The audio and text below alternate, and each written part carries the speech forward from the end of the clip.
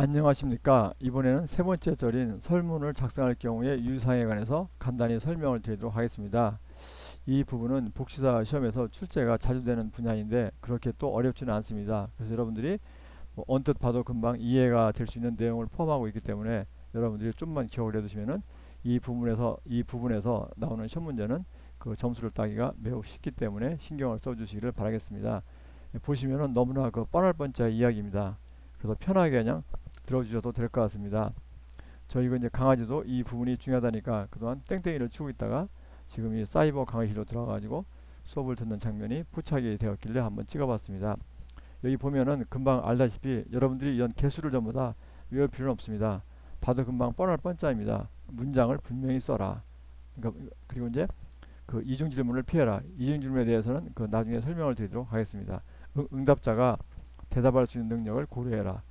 응답이 자발적으로 되게 해라. 그리고 응답자와 관련있는 질문을 던져라. 그리고 분명하고 짧은 문장으로 해라. 그리고 약간 편향적인 또는 편견이 섞인 문항이나 부정적인 용어를 피하라.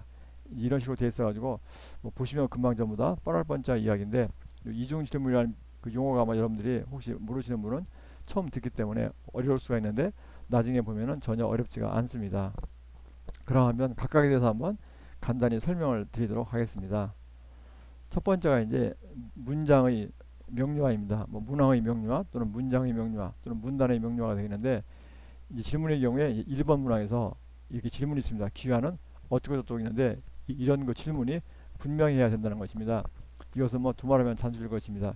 예를 들어 가지고 뭐 기하의 소득은 얼마입니까? 이렇게 물어보면은 이 소득이란 것이 첫째 무슨 월 평균 소득인지 년 평균 소득인지도 애매하고 이것이 이제 그 기하 그 개인의 그러니까 응답자 개인의 소득인지 아니면 가족 전체의 소득인지 그것도 좀 애매한 측면이 없지 않아 있습니다. 그리고 또 심지어는 그 세금을 떼기 전에 소득인지 또는 세금을 떼는 후에 소득인지 뭐 이런 것까지 그 따져볼 경우에는 분명하지 않은 측면이 있는데 물론 대부분의 경우에는 세금을 뗀 후에 소득을 따지기 때문에 뭐 이런 경우에는 큰 문제가 없다고 볼 수도 있겠지만 여하튼간에 그 소득을 물어볼 경우에는 그 개인의 소득인지 아니면 그 가족 구성원 전체를 합친 것의 소득인지 그런 것을 좀 분명히 언급을 해줄 필요가 있습니다. 그리고 이제 뭐 당연히 이제 월 평균인지 연 평균인지 그런 것도 당연히 설명을 해야 될 것입니다. 그래서 그 문항 또는 그 문항 속에 포함된 문장이나 문단을 분명히 해라. 이것은 뭐 뻔할 뻔짜 이야기가 되겠습니다. 두 번째가 이제 이중 질문을 피하라는 것입니다. 이중 질문은 이제 우리가 번역을 이렇게 쌍열 질문이라고도 번역합니다. 쌍열 질문. 예, 요 좀 잘 기억해 두시기 바랍니다. 쌍열 질문이라는 것은 한 문장에 두 가지 내용이 포함되어 있는 것입니다. 그래서 우리가 이제 예를 들어 어떤 그 문장에 두 가지가 포함되어 있을 경우에는 그것이 두 가지로 되어 있기 때문에 분리를 시켜야 된다는 것입니다. 예를 들어서 이중 질문이 이런 것입니다. 귀하는 국방비를 줄이고 그 돈을 가지고 사회복지에 투자하는 것에 대해서 찬성하십니까? 이런 식의 질문이 이중 질문이 되겠습니다. 이 질문 속에는 즉 귀하는 국방비를 줄이고 그 돈으로 사회복지 영역에 사용하는 것에 대해서 뭐 찬성하십니까? 또는 어떻게 생각하십니까? 그런 질문의 경우에 국방비를 줄이는 것에 대한 의견 그런 거에 대한 질문이 하나 있고 또 하나의 질문은 국방비를 줄일 경우에 그것을 사회복지 분야에 쓸 거냐 쓸 것이지 않느냐 거기에 대한 의견 두 가지의 질문이 있기 때문에 이것을 이제 분리시켜서 질문을 해야 된다는 것입니다. 예를 들어서 첫 번째 질문은 기하는 국방비를 줄이는 것에 대해서 어떻게 생각하느냐 그렇게 질문을 던지고 만약에 두 번째 질문은 국방비를 줄이는 것에 찬성할 경우에 이제 이렇게 줄여진 국방비를 가지고 사회복지 부분에 쓰는 것에 대해서 어떻게 생각하십니까? 이런 식으로 두 가지로 이제 그 두 가지 질문으로 나누어서 이제 질문을 해야 되는 것입니다. 그래서 여하튼간에 그 한 문장에 두 개 이상의 이거 질문이 들어있는 거 그런 것을 갖다가 이중 질문이라고 이야기를 하고 있고 쌍열 질문이라고도 번역한다는 거 그것을 좀 꼭 기억해 주시기 바라겠습니다. 그리고 이제 응답자의 이거 대답 능력을 고려해 봐야 됩니다. 예를 들어서 이제 노인한테 이제 80세가 노인분한테 기아가 첫 키스한 시기는 언제냐 그런 걸 물어보면은 이제 노인분들이 기억력이 이제 오락가락할 경우에는 쉽게 대답할 수가 없을 것입니다. 그래서 응답자가 대답할 수 있는 능력을 고려해 가지고 이제 거기에 맞는 질문을 던져야 된다는 것입니다. 그리고 또 하나가 이제 응답의 자발성입니다. 이제 연구를 하는 사람 입장에서는 가능하면 이제 세세한 것을 알고 싶을지 모르겠지만 자꾸 이제 그 자세하게 따지고 들어가다 보면은 응답자에게는 좀 약간 당혹스러웠고 어떤 경우에는 응답하기를 꺼려하는 것이 있을 수가 있다는 것입니다. 그래서 응답자에게 너무 이제 그 자세하게 좀 민감하게 그런 것을 질문할 경우에 응답자가 꺼려하는 경향이 있기 때문에 그런 식의 문항은 질문하지 않는 것이 좋다는 것이 되겠습니다. 뭐 보시면 더 뻔할 뻔짜고 결국 이제 그 이중 질문을 쌍열 질문이라고 한다. 그거만 좀 잘 기억해 두시면 되겠고 또 계속해서 또 노가리를 풀어보도록 하겠습니다. 여섯 번째가 이제 응답자와의 유관성입니다.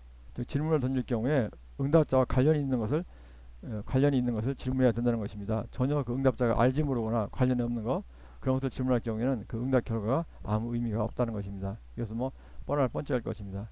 그리고 또 앞에서 나온 것과 비슷한 건데 명료하고 짧은 문장으로 하는 것이 좋습니다. 이 결국 설문지는 결국 이제 그 짧은 것이 좋습니다. 그리고 이 설문지의 각각 문항도 이 짧게 그리고 분명하게 그것이 만약에 그 메시지가 그 설문지 문항의 그 질문 내용이 분명하게 전달만 된다면은 짧게 하는 것이 좋습니다. 여러분들도 입장을 바꿔서 생각하시면은 이렇게 이제 설문조사를 할 경우에 거기 그냥 문장이 길고 그러면 얼마나 짜증이 납니까? 그러니까 그 질문의 내용만 전달이 된다면은 즉 분명히 전달이 된다면은 짧은 문장으로 하는 것이 좋습니다. 그리고 이제 그 편향적인 문항과 부정적인 용어를 피하는 것입니다. 이것은 이제 유도 질문을 피하라 그런 것과 관련되는데 예를 들면 이런 것이 되겠습니다. 뭐 이제 예를 들면 이제 김수환 추기경님은 그 빈곤층을 위해서 이제 도와주어야 된다고 늘 주장하셨습니다. 그렇게 이제 앞에 쓴 다음에 귀하는 빈곤층을 돕는 것에 대해서 어떻게 생각하십니까? 그런 식의 질문을 던질 경우에 예를 들어서 귀하는 빈곤층을 돕는 것에 대해서 어떻게 생각하십니까? 이렇게 질문을 던지는 거고 또 하나 이제 그 앞에다가 김수환 추기경님은 빈곤층을 도와야 된다고 늘 주장하셨습니다. 그런 식의 문장을 낀 다음에 그렇다면 귀하는 빈곤층을 돕는 것에 대해서 어떻게 생각하십니까? 이렇게 질문을 던질 경우에 첫 번째보다는 두 번째의 경우에 이 빈곤층을 도와야 된다고 즉 예스하는 비율이 더 높을 것입니다. 즉 왜냐면 요 앞에 김수환 추기경님이 빈곤층을 도와야 된다고 늘 주장하셨다. 그런 식의 내용이 포함되어 있기 때문에 사람들이 이제 유혹에 끌려가지고 그래서 도와야 되겠구나 그런 생각을 실제보다 더 먹을 수가 있다는 것입니다. 그래서 이렇게죠 앞에다가 이렇게 김수환 추기경님은 빈곤층을 도와야 된다고 늘 뭐 주장하셨습니다. 그런 식의 얘기가 바로 이제 편향적인 문항이 되겠습니다. 그런데 사실은 보면은 우리가 이게 설문 조사를 하다 보면은 이런 유도 질문을 해가지고 이렇게 그 응답을 끌어내는 경우가 간간히 있습니다. 그래서 설문지나 이런 그 조사는 정치적으로 이용되는 경우가 상당히 많기 때문에 여러분들이 그런 점에 유의하실 필요가 있을 것입니다. 그래서 결국 이제 전부 다 이것입니다. 그래서 굉장히 간단합니다.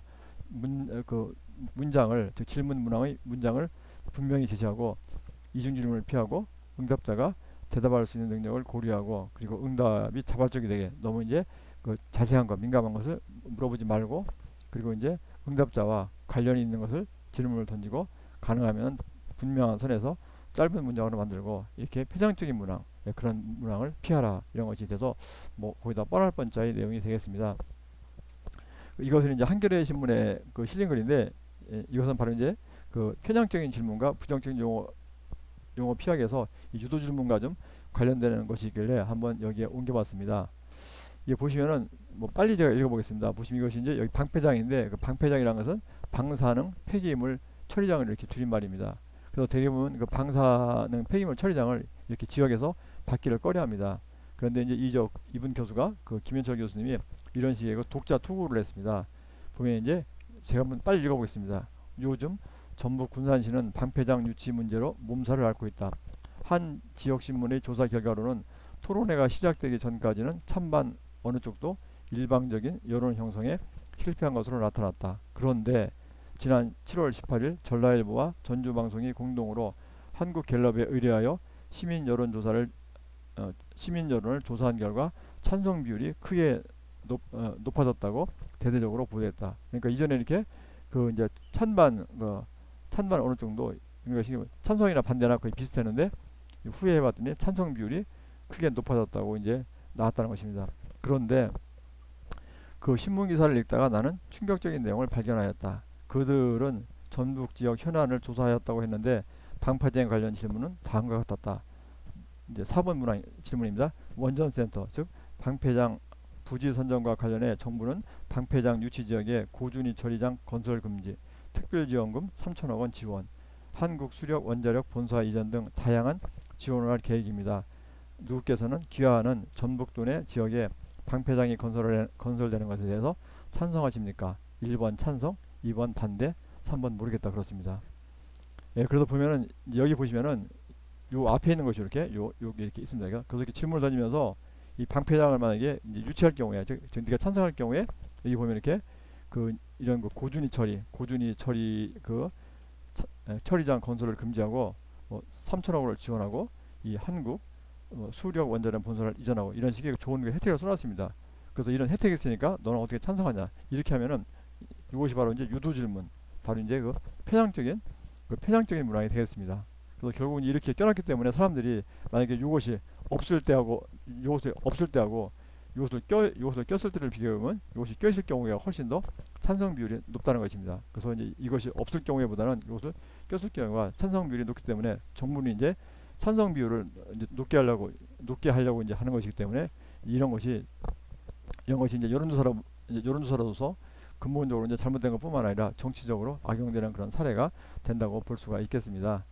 예, 잠깐 또 쉬었다가 또 계속하도록 하겠습니다.